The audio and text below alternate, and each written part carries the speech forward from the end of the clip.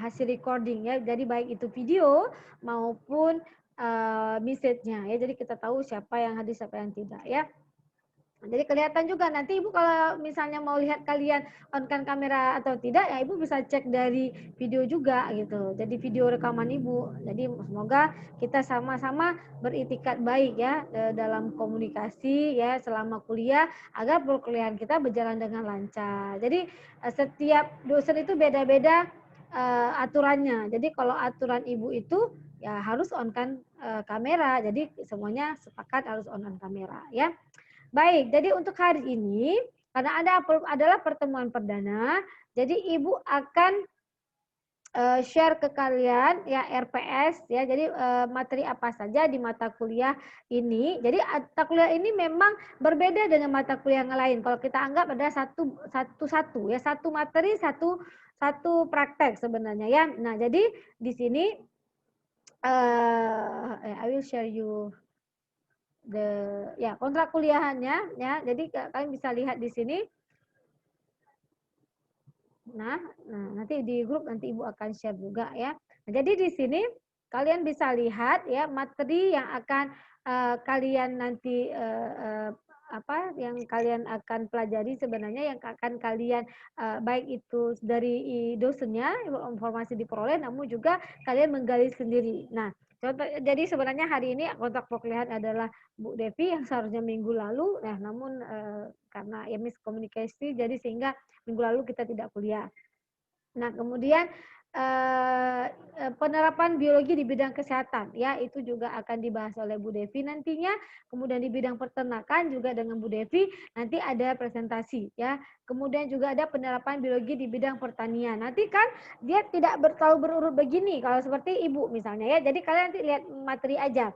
Penerapan biologi di bidang perairan. Jadi itu baik air tawar, kemudian air asin. Nanti ada presentasi. Nah, jadi nanti sebenarnya nanti Ibu akan sampaikan materi dulu, nah, apa-apa saja yang dibutuhkan, nanti baru nanti baru presentasi tugas, jadi di akhir.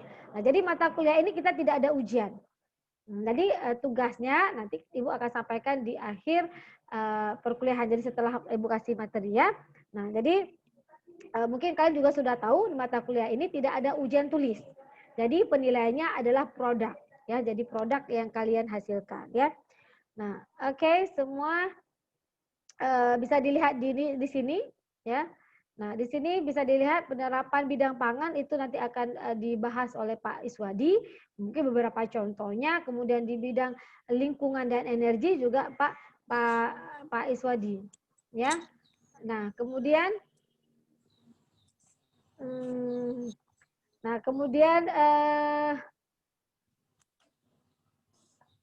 Oke, ya, sebentar ya. Ada komunikasi langsung ya dengan anak Ibu. Sebentar. Ini ada yang mau kode-kode. Gimana, Bang? Rambut. Oke, siap. Oke, mohon maaf ada sedikit iklan ya. Nah, kembali lagi. Nah, jadi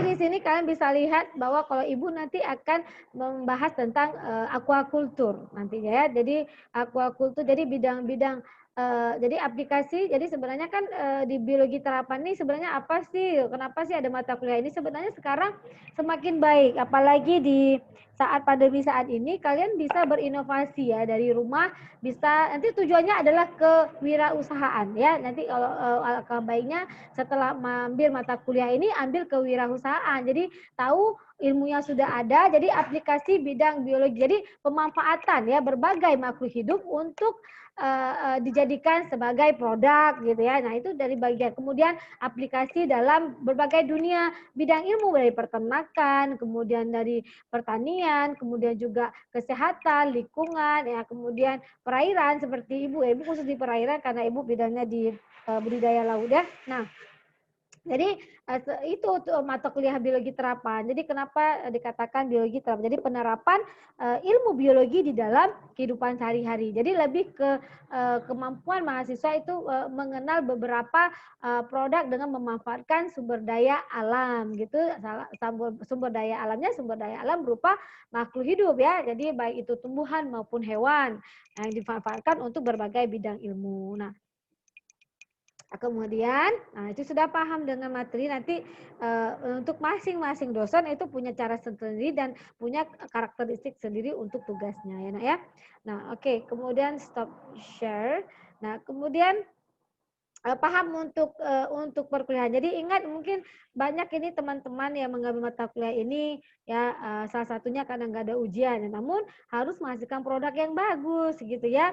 Nah jadi produknya itu produk yang memang kalau kita lihat dia kalau ibu sih ya tugas kalau dari ibu inginkan kalian buat produk itu serba dengan modal yang murah ya, kemudian bermanfaat ya, bernilai gizi yang tinggi, kemudian memiliki nilai seni atau nilai budaya. Jadi harus dikombin semuanya ya.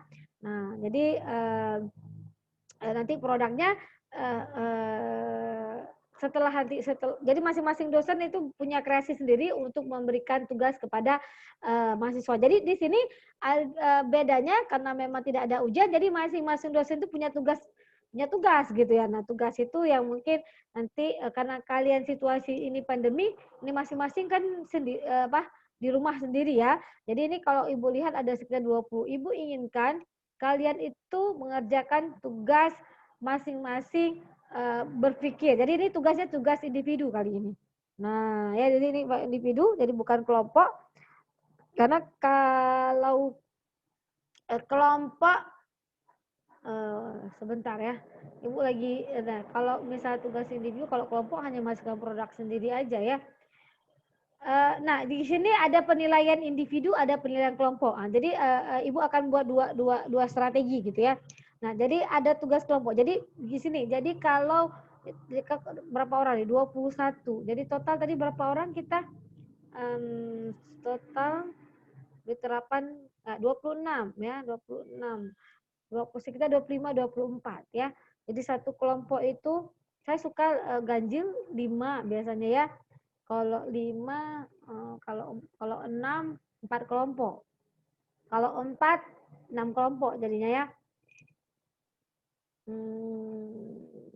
Kalau 6 kelompok, 6 kelompok kayaknya pas kayaknya ya. Jadi satu kelompok itu 4 orang ya kayaknya ya. Karena kalau misalnya 4 kelompok sedikit sekali produknya ya. Atau begini. 4 kelompok tapi dia masing-masing produk. Oh ya, bagus ya. Oke. Jadi 4 kelompok. Jadi satu kelompok itu 6 orang ya. Jadi 4 kelompok nanti kan kita akan bicara tentang pengelolaan nanti dari pengelolaan budidaya untuk jenis misalnya ambil salah satu budidaya apa? Ikan bandeng. Jadi kalian satu kelompok itu ada 6 orang. Jadi 6 orang itu buat produk masing-masing. Ya, masing-masing produknya apa yang bisa dibuat dari satu jenis, misalnya satu jenis ikan bandeng misalnya. Nah, bisa dibuat untuk 6 jenis produk gitu ya. Tapi, nah ibu mikir lagi nih, ini baru ibu terpikir, nggak apa-apa nih saling sharing. Kalian jadi saling diskusi ya di sini. Sepertinya kalau misalnya 6 kelompok, berarti kan 6 jenis sumber makanan yang bisa dimodifikasikan. Kemudian kan jadi anggota kelompoknya 4 orang, lebih sedikit. Namun dari satu itu misalnya satu ikan bandeng. Nah, satu ikan bandeng jadi ada 4 orang di dalamnya, satu misalnya bandeng mau dibuat bandeng lunak begitu ya. Nah, kemudian ya ada yang satu lagi bandeng, tapi ini ibu karena mengingat ini apa ya? Coba dikalkulasikan ya. Jadi ibu inginkan kalian buat produk. Produk itu sempat dibuat. Nggak usah banyak. Kalian nggak perlu banyak. Karena biasanya kalau kuliah langsung, kalian juga buat untuk teman-teman yang lainnya untuk mencicipi. Karena ada penilaian kan. Nah tapi kalau ini kan ibu kita nggak bisa mencicipi. Jadi kalau buat pun itu dengan kuantitas ya paling kalau misalnya buat nugget ya cukup 5 atau untuk satu keluarga untuk di rumah gitu ya. Nah jadi si Dara ada senyum-senyum. Nah jadi jadi ibu udah ambil kesimpulan nih kalau misalnya 6 kelompok itu lebih bagus daripada 6 kelompok terdiri dari 4 kelompok terjadi 6 orang, kalian bingung mau buat apa. Tapi lebih bagus 6 kelompok, lebih banyak varian dari ikannya, tapi dari satu kelompok itu ada 4 variannya gitu. Jadi begini, Nanti kalian ada buat presentasi juga. Jadi presentasinya itu dibuat bersama. Jadi budidaya ikan lele misalnya. Budidaya ikan lele bagaimana manajemen pembudidayaannya. Kemudian nanti itu dipresentasikan oleh semua anggota kelompok. Nah kemudian nah ini kalau di mata kuliah ini Ibu nggak terlalu harus disampaikan semuanya. Alangkah baik memang kan karena ini juga banyak di mana di sana manajemen. Jadi nanti ada kalian nanti akan berbicara pada saat jadi mungkin untuk presentasi PowerPoint cukup dua orang. Jadi kan dua orang lagi nanti jadi nanti untuk masing-masing produk juga akan berbicara masing-masing produk. Jadi apa yang dibuat berbahannya apa saja. Nah gitu. Jadi untuk manajemen untuk pembudidayaannya cukup dua orang yang presentasi, kira-kira yang agak lancar untuk berbicara dan lebih sering dalam presentasi biar cepat ya, jadi jangan waktu terbuang. Nah, tapi untuk semua produk keempat-empatnya itu dari masing-masing harus berbicara. Ini Bu, jadi hari ini saya buat ini gini-gini, produknya ini, bahannya ini gitu. Nah, jadi masing-masing. Jadi ada dua nilai, nilai kelompok dan nilai individu. Nah, individu nanti untuk ingredientnya, kemudian kalkulasi untuk berapa bahannya, untuk estimasi penjualan dan jadi di sini juga karena siapa tahu nanti gak cukup SKS-nya untuk ambil untuk kewirausahaan, paling tidak sudah ada gambaran modalnya berapa, nanti kalau dijualnya keuntungannya berapa dari salah satu produk itu gitu ya.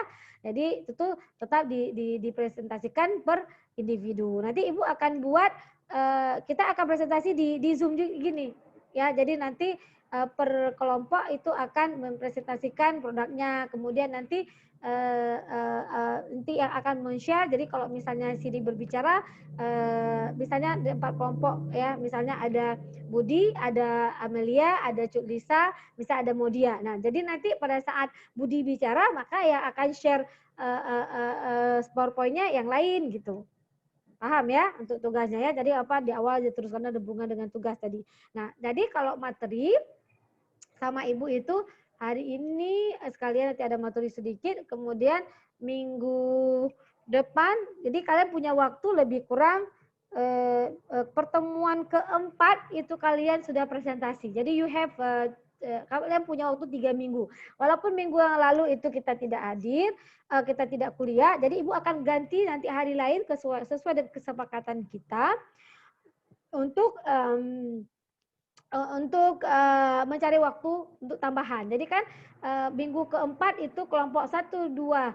Kalian totalnya berapa tadi? 6 kelompok ya, 1, 2, 3.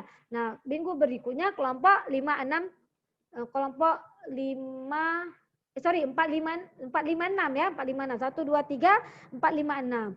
Nah, begitu ya. Jadi kita akan bagi waktu nantinya. Oke, paham untuk tugasnya. Mudah-mudahan nanti tugasnya akan ditanyakan, boleh ditanyakan setelah materi. Nah, Ibu akan share untuk materi hari ini. Share untuk mana ya materi Ibu untuk wait, where is PPT Ibu? Apakah dia masih di sini? Ya, yeah, here. Nah, sebentar.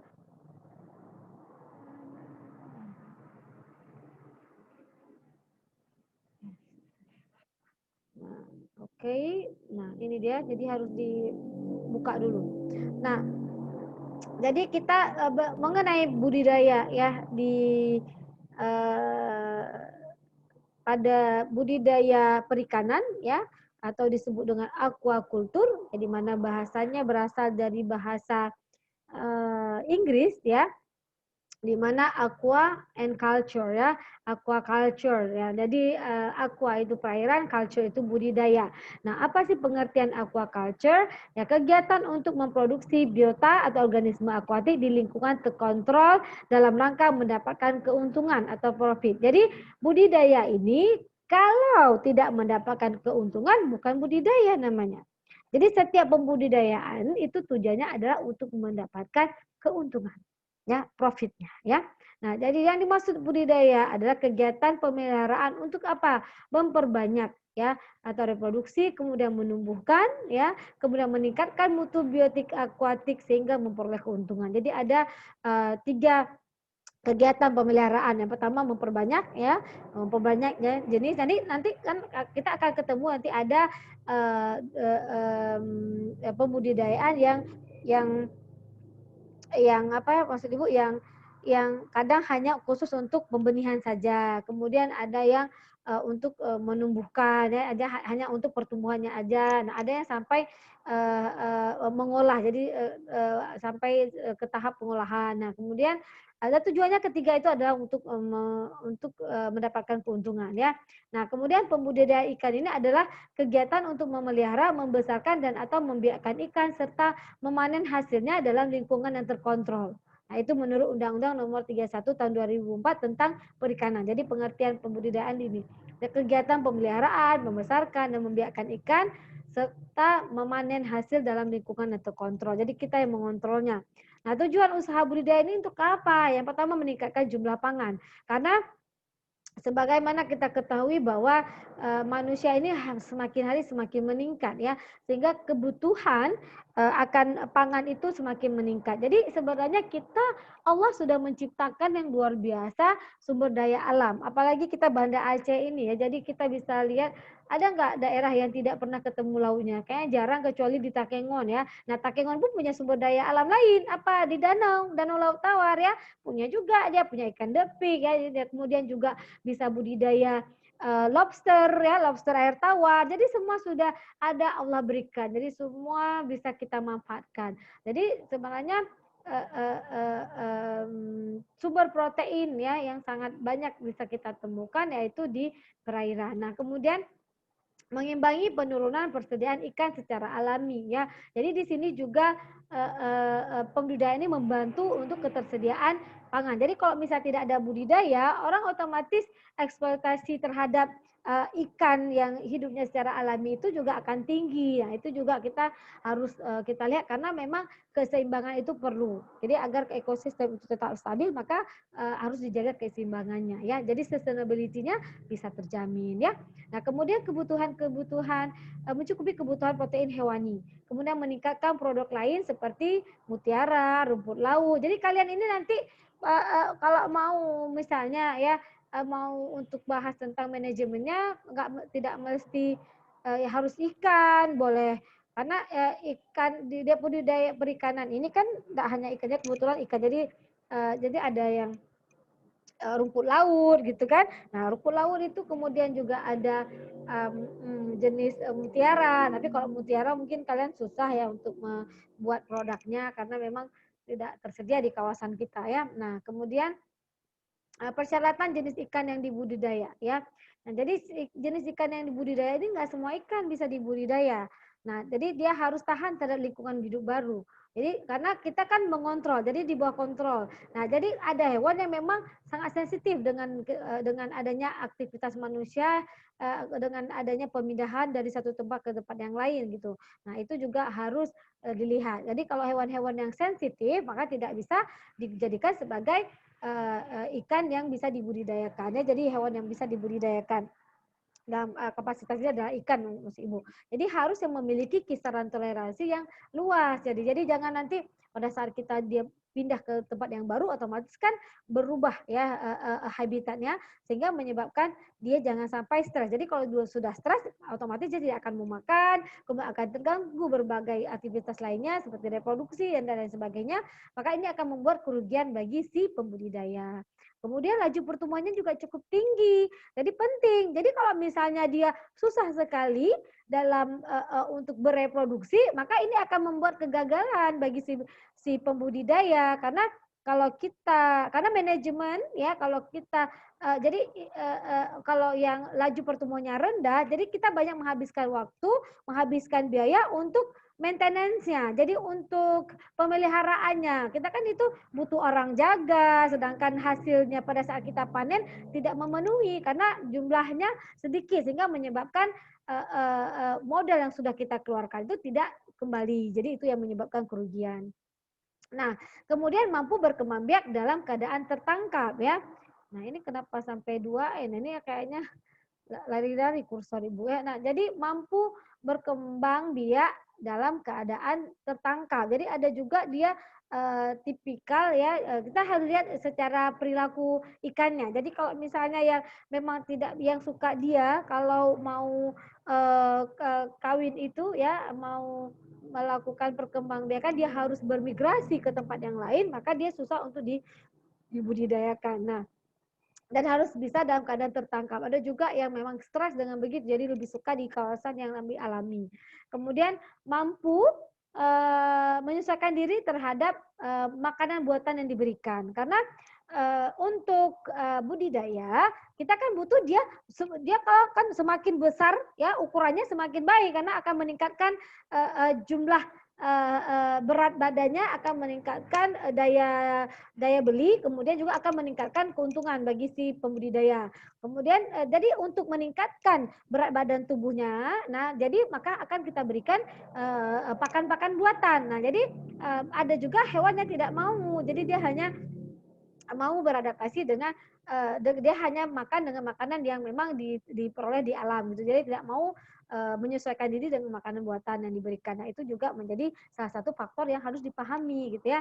Nah, kemudian dapat dibudidayakan dengan kepadatan yang tinggi. Nah, ini kenapa penting di kepadatan yang tinggi? Karena kalau misalnya dia tidak bisa dibudidayakan dengan kepadatan yang tinggi, otomatis ya dia itu akan membutuhkan tempat yang besar. Nah, jadi kadang terlalu sensitif untuk berada pada kondisi kepadatan tinggi. Karena kalau kita memelihara ikan yang hanya cukup hanya untuk berapa ekor dalam satu tempat, otomatis kita akan membutuhkan wadah. Dengan membutuhkan wadah, otomatis akan membutuhkan modal yang besar, kemudian juga modal besar untuk membeli lahan, kemudian untuk penyediaan tempatnya. Nah, itu juga akan berhubungan dengan untuk pemeliharaannya agak sedikit susah karena membutuhkan biaya yang besar ya. Nah, harapan Ibu di mata kuliah ini, kalian akan menjadi mahasiswa yang memiliki jiwa entrepreneur. Nah, jadi suatu hari nanti kalau ketemu Ibu udah atau kita dapat informasi ya, misalnya siapa di sini ya, Budi, wah jadi pengusaha lobster dia Bu. Jadi selain mengajar dia punya kelebihan. Jadi sambil mengajar sambil berusaha, karena dalam dunia perikanan ini kita tidak mesti kita terjun di situ, tapi kita punya ilmu, kemudian kita hire orang, kita buat. Jadi jangan, jadi apa yang terjadi selama ini bahwa banyak perikanan di kita itu tutup. Jadi banyak mungkin nanti kalian dapat warisan tambak. Siapa tahu kan nih ada orang-orang tuanya yang berada. Nah, tambak itu sudah lama tidak difungsikan. Nah, dengan ada punya ilmu seperti ini coba dimanfaatkan momennya. Jadi ini pembelajarannya bahwa nanti kalian menjadi guru, namun juga menjadi juragan ikan gitu ya. Nah, itu harapan kita ya. Ini sebenarnya keinginan kita adalah mewujudkan mahasiswa yang memiliki jiwa entrepreneurship. Nah, ini tujuannya. Makanya mata kuliah biologi terapan menjadi mata kuliah andalan kita kalau dalam akreditasi. Jadi akreditasi A itu peran dari biologi terapan ini juga cukup besar, karena mereka selalu bertanya mata kuliah ini apa. Jadi tujuan kita mengadakan suatu lembaga pendidikan ini apa yang bisa dirasakan manfaatnya oleh mahasiswa kita nantinya pada saat dia sudah berada di masyarakat. Nah, itu yang perlu dipahami. Jadi makanya nih, walaupun memang Ibu sudah sampaikan ini tidak diujankan, mohon ini menjadi pengetahuan untuk kalian. Jadi apapun itu menjadi pengetahuan ya, apalagi yang mau jadi seorang juragan tambak ya, jadi luar biasa ya. Nah, jadi kembali lagi, dapat dibudidayakan dengan kebaratan yang tinggi. Nah, kemudian tahan terhadap penyakit dan parasit. Nah, itu dia. Jadi makanya, nah kalian perhatian nggak, kenapa sekarang udang faname itu lebih banyak dibandingkan udang windu. Nah, udang windu itu juga lebih mahal harganya. Nah, sedangkan udang faname karena petambak itu lebih senang dengan udang faname. Udang faname itu dia tidak sensitif, dia tidak gampang sekali kena penyakit. Karena udang itu kalau kena penyakit gampang sekali menular. Itu langsung merah, nggak bisa lagi langsung dipanen dalam kondisi dia masih kecil. Nah, kalau udang windu itu makanya banyak sekali pengusaha udang windu itu kolaps ya, karena memang dia sangat sensitif. Jadi pemeliharaannya susah, kemudian dan saat ini juga karena dia kenapa harganya mahal sekali ya. Dari segi rasa jujur kalau Ibu lebih suka udang windu memang, namun karena dia mahal ya, kalau kita lihat kan kalau yang besar-besar sampai 150, 120 gitu ya, memang yang jumbo gitu ya. Nah, jadi kita juga ya dengan kondisi nggak mungkin dengan harga segitu ya, hanya orang-orang tertentu bisa mengkonsumsi gitu. Makanya lebih apa nelayan si pembudidaya sekarang ya lebih tambah lebih fokus ke Faname karena pemeliharaannya mudah, kemudian lakunya juga banyak karena masyarakat karena memang harganya tidak begitu mahal dan itu juga namanya udang kan, beda-beda tipis lah gitu ya. Nah, tetap jadi kok daya belinya itu tinggi sehingga itu menjadi pemikiran dia. Jadi harus kita cari yang tahan terhadap penyakit dan parasit. Karena kalau misalnya tidak tahan terhadap penyakit dan parasit, nah ini akan menyebabkan kerugian yang besar terhadap si pembudidaya. Karena kalau udah kena gampang, karena kita medianya air itu kan sangat gampang ya. Karena makanya manajemen kualitas air itu harus terpenuhi. Nanti akan kalian di slide berikutnya. Jadi air itu kan sebagai media yang paling mudah ya untuk berpindahnya penyakit. Jadi itu juga harus kita tahu. Jadi harus ya memang spesies yang tahan terhadap penyakit. Nah, kemudian memenuhi selera konsumen. Nah, itu juga harus dilihat kembali ya. Jadi kadang konsumen kan beda culture, beda ya. Mungkin di tempat orang misalnya di Jawa ya, kalau ikan seperti ikan patin. Ikan patin itu di Jawa banyak itu budidayanya itu sukses, tapi di Aceh ya ikan patin itu kurang diminati oleh masyarakat padahal proteinnya tinggi. Nah, jadi saya lihat ada beberapa pembudidayaan ikan patin itu tutup ya karena culture-nya kita ya budaya kita jarang memakan ikan patin walaupun sekarang sudah mulai sedikit-sedikit orang melihat ke ikan patin. Jadi kan kita kalau di Aceh lebih banyak ikan lele ya dibandingkan ikan patin. Nah, jadi kalau di Jawa itu banyak karena dia lebih lembut ya, teksturnya lebih lembut ya. Dan proteinnya juga tinggi. Nah, beberapa jenis ikan yang dibudidayakan ada ikan air tawar seperti gurami, mujair, kemudian ada nila ya, kemudian ada taus juga itu bisa dilihat dia ada nama ilmiahnya patin, lele, ikan air payau seperti bandeng, udang windu ya, kemudian ada ikan laut juga seperti kerapu macan ya, seperti kerapu macan, kemudian cakalang, tahu ya cakalang? Tahu nggak cakalang? Apa cakalang? Sering dengar cakalang, ikan tongkol ya. Nah, kemudian juga ada lobster. Nah, jadi ini macam-macam. Jadi hanya sampel aja. Kemudian, nah, ini kenapa nama ini? Padahal ibu sudah ganti perasaan ya. Ibu mungkin pakai perasaan ya. Kenapa mungkin belum tersave ya? Nah, kemudian ada ruang lingkup aquaculture. Jadi ruang lingkup aquaculture ini ya ada 4, maaf ibu 5 secara garis besar ya. Jadi ada 5 ya, ada kegiatan. Kegiatannya ini berhubungan dengan subsistem ya dari pengadaan sarana dan prasarana produksi, kemudian subsistemnya proses produksi, kemudian subsistem penanganan pasca panen dan pemasaran dan juga subsistem dari pendukung. Jadi kegiatan-kegiatan yang dilakukan dalam aquaculture ini sub-subnya. Ya, ada sistem pengadaan, sarana prasarana, ya, kemudian proses produksi, penanganan pasca panen dan pemasaran dan juga ada subsistem para pendukungnya. Nah, kemudian ada ruang lingkup dari spasial. Spasial ini kan dia lebih ke geografi gitu ya. Jadi maka kita lihat di mana apakah pegunungan, perbukitan, dataran tinggi, dataran rendah, apakah di pantai, muara sungai, terumbu karang, laut dangkal, dan lain sebagainya.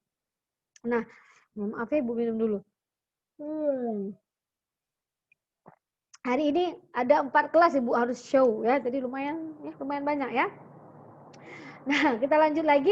Nah, ini mengenai spasial, ingat aja kalau udah bicara spasial, nah itu kan, sebentar ya Ibu, ini kan ada telepon masuk, sebentar. Oke, stop share. Sebentar, kalian bisa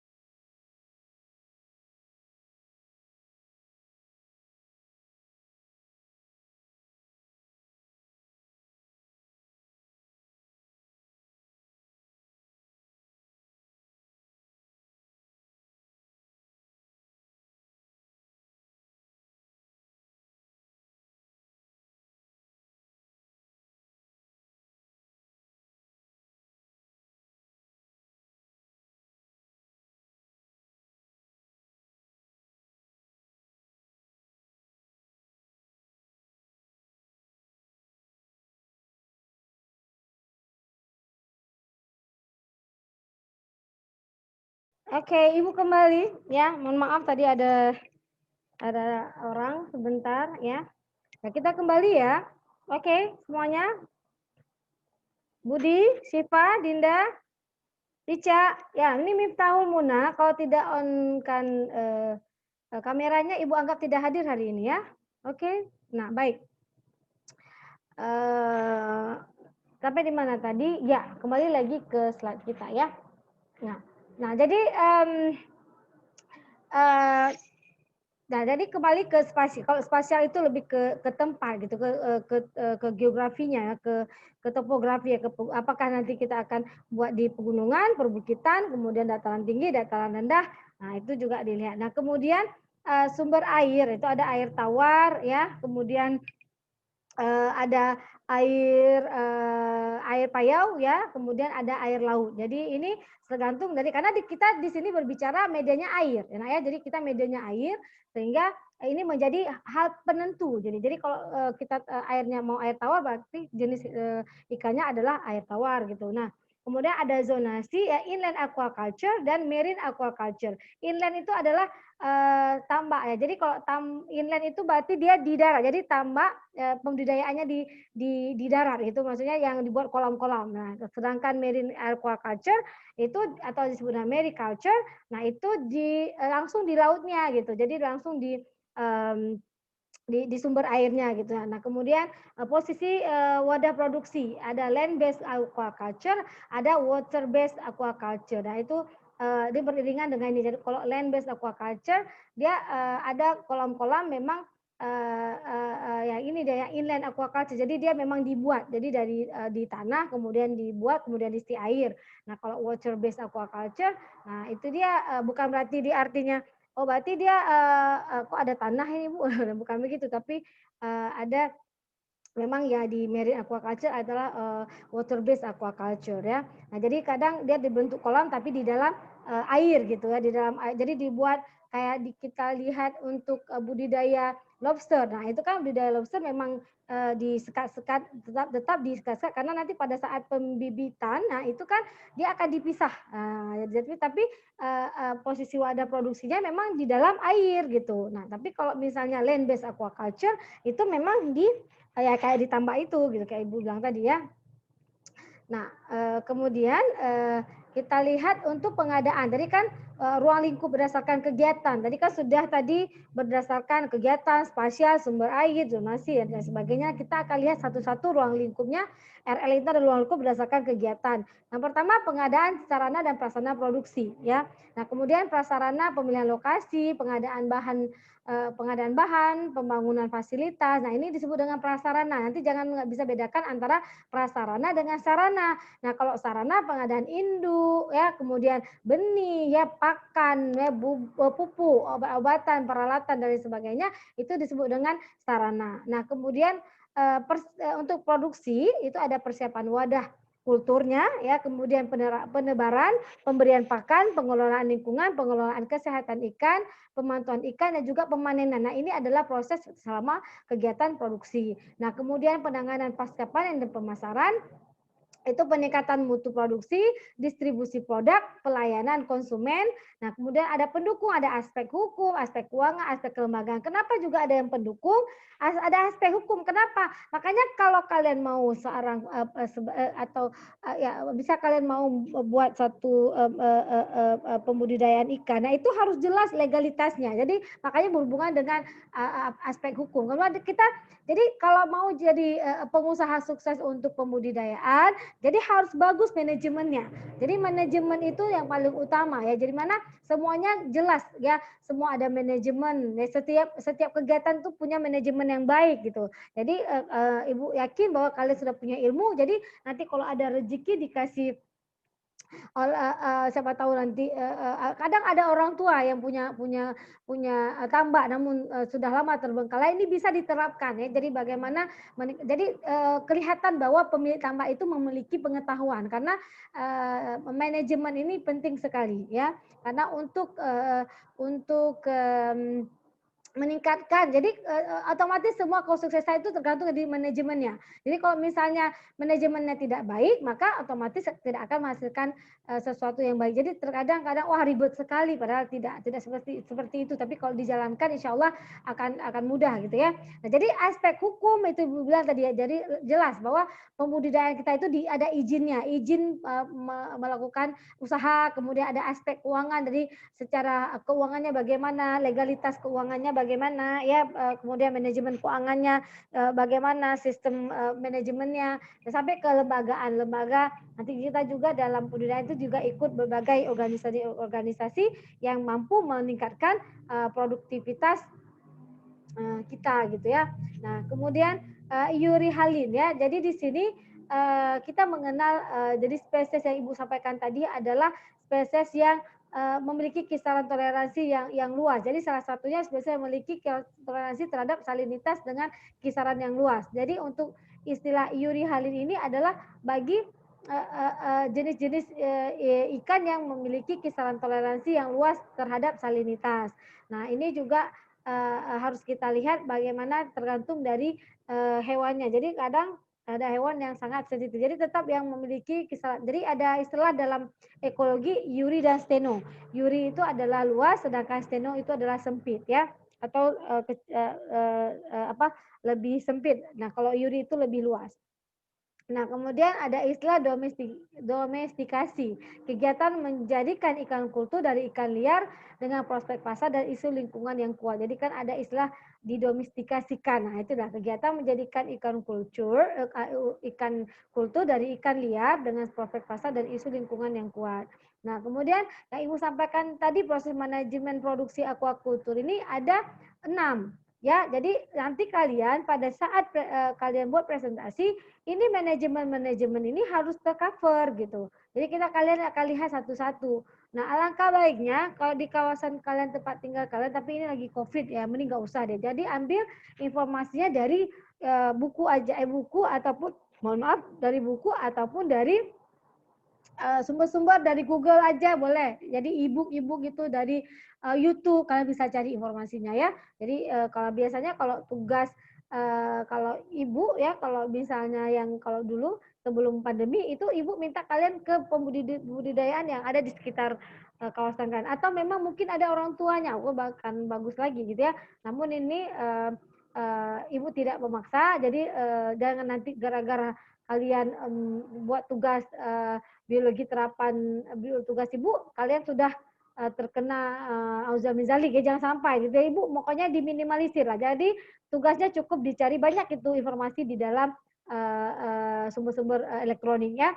Nah jadi harus ada manajemen kolam. Jadi kalau misalnya mau lihat pembudidayaan ikan lele, bagaimana manajemen kolamnya itu harus disampaikan pada saat presentasi. Kemudian manajemen panen, kemudian manajemen kualitas air, kemudian manajemen kesehatan ikan, kemudian manajemen pemberian pakan, dan juga manajemen benih. Jadi ini kesemuanya ini harus dipunyai agar manajemen ya produksi aquaculture kita itu sesuai yang kita harapkan. Nah, ini menjadi pensupport dari semua. Jadi manajemen produksi aquaculture, nah ini dia komponen-komponennya. Jadi kalau mau sukses, mau bagus, maka keenam manajemen ini dipunyai oleh si pembudidaya. Nah, itu dia ya. Nah, dia ini contoh kegiatan, contoh untuk produksi aquaculture-nya. Jadi persiapan wadah. Pada saat pengeringan bagaimana? Pada saat perbaikan bagaimana? Pemupukan bagaimana? Pengisiannya air bagaimana? Kemudian pembenabaran benih bagaimana dilakukan? Nah, ini pertanyaan ini bisa mendasari kalian pada saat kalian membuat PPT. Nah, jadi ini bisa menjadi pertanyaan dasar untuk kalian bisa, ini ada kata-kata kunci untuk memenuhi permintaan Ibu untuk membuat PPT. Nah, ini kemudian nanti baru masing-masing dari kalian untuk membuat produk dari budidaya spesies ikan yang kalian cari informasinya gitu, yang kalian presentasikan. Jadi harapan Ibu ya carilah bahan yang murah. Jadi jangan, bukan berarti ya dengan memproduksi yang mahal itu akan lebih banyak nilai, tidak. Tapi kalian harus melihat dengan bahan yang, jadi carilah ikan yang memang mungkin selama ini tidak kurang diminati. Dan dengan cara apa? Sedangkan ikan itu sangat bermanfaat untuk meningkatkan protein ya dalam rumah tangga misalnya. Nah, jadi dengan apa? Dengan cara mengolahnya, cari olahan-olahan apa saja yang bisa. Nah, itu. Jadi karena dia kurang diminati, otomatis ikan tersebut murah kan. Nah, tapi dia mampu kita jadikan sebagai peluang bisnis nantinya. Nah, begitu ya. Jadi di sini ini kebetulan nih walaupun yang laki-laki juga harus pintar ini mencari cara. Jangan nanti nih si Ferry sama si Budi suruh pula mamanya masak ya. Nah, cari cara ya. Cari karena sekarang banyak juga ya chef itu kan laki-laki. Malah yang sukses itu ada chef yang laki-laki ya. Karena memang kalau laki-laki itu kalau sesuatu yang berbuat itu dia lebih fokus. Kalau kita yang perempuan kan banyak hal yang kita pikirkan ya, apalagi yang sudah berkeluarga ya. Nah, jadi nanti ini menjadi poin-poin kata kunci untuk kalian untuk presentasi nantinya. Oke, nah itu dia selesai untuk tahap pertama ini. Nah, ada yang ditanyakan? Ya, nanti Ibu nih ada waktu 10 menit lagi mau masuk ke kelas 02. Karena Ibu mulai jam 4 juga.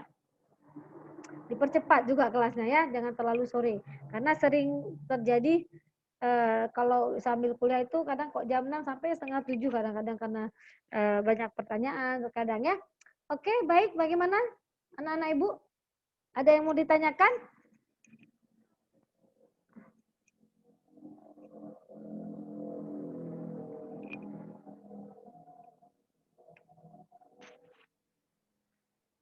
Jadi untuk yang tidak hadir, Ibu yang tidak hadir kuliah. Jadi terekod juga semuanya. Suara Ibu tidak terdengar dan tidak bisa on kamera juga karena jaringan tidak stabil. Nah, boleh, nggak apa-apa Yasmin ya. Yasmin ini sudah menyampaikan ya. Oke, baik. Nah, bagaimana? Sudah paham semuanya? Ya, tadi si Ferdi juga bolak-balik coba masuk tapi dia tidak kayak sudah stabil juga di sana ya. Nah, semoga benar-benar tidak stabil. Nah, itu jadi siapa tadi yang sudah berusaha untuk masuk? Siapa? Siapa namanya tadi? Effendi ya? Ferdian. Oh, Ferdian, Effendi. Ferdian. Siapa lagi nak tadi? Miftahul, Bu. Oke. Miftahul. Ya. Miftahul mana nih? Miftahul Muna, Bu. Miftahul Muna. Tapi dia ada nih di sini Miftahul Muna, tapi kameranya tidak aktif. Enggak terdengar. Gimana? Suara Ibu nggak kedengaran di Zoom-nya Muna. Oh, di Zoom-nya Muna? Iya, begitu. Kamera ya, karena jaringannya nggak bagus. Oh, kameranya juga nggak bisa on. Ya, gitu ya Yasmin katanya ya. Tapi dia kenapa hadir di sini ya? Kalau memang tidak ada, coba suruh Muna untuk teks Ibu. Karena dia di dalam partisipan dia ada, tidak ada gangguan. Ya, nanti nggak apa-apa. Kalau memang Muna tidak bisa dengar Ibu atau tidak bisa on kamera, coba chat Ibu. Bisa tidak? Gitu ya. Jadi semua harus disampaikan ya. Jadi tolong suruh chat Ibu bahwa menyatakan dia Ibu mohon maaf saya tidak bisa. Jadi sampaikan di ininya. Karena begini, kalau misalnya kalian tidak masuk di dalam chat ini karena tadi seperti Ferdi keluar, jadi chatnya di grup. Disampaikan Ibu mohon maaf saya tidak bisa connect ini jadi tertinggal gini. Oke ya. Jadi Ibu bisa record jadi kehadirannya ya. Baik ya, jadi ini adalah pertemuan perdana dan insya Allah kita akan melihat salah satu manajemen minggu depan yaitu manajemen kualitas air.